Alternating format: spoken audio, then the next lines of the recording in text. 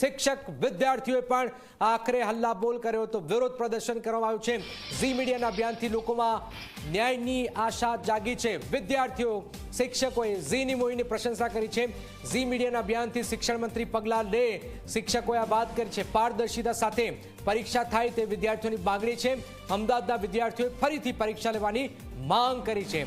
આવી ઘટનાઓથી પરીક્ષામાંથી વિશ્વાસ ઉઠી જાય છે. વિદ્યાર્થીઓએ આ વાત કરી છે.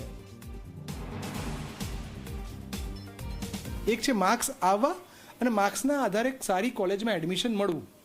તો માર્ક્સ તો એ લોકોએ આલી દીધા ગેરરીતિથી. હવે સારી કોલેજમાં એડમિશન માર્ક્સ આવ્યા પછી બી ના મળે તો બહુ મોટી વસ્તુ છે. એટલે JEE નીટ જેવી એન્ટ્રન્સ એક્ઝામોની તૈયારી અમે કરાવીએ છીએ ત્યારે બાળકોના દિલમાં અમે જોવા માગીએ છીએ કે લોકો 15 થી 16 કલાક વાંચે છે અને પછી એમની જોડે અન્યાય થાય તો એમને દુઃખની વાત છે. હવે શું થવું જોઈએ?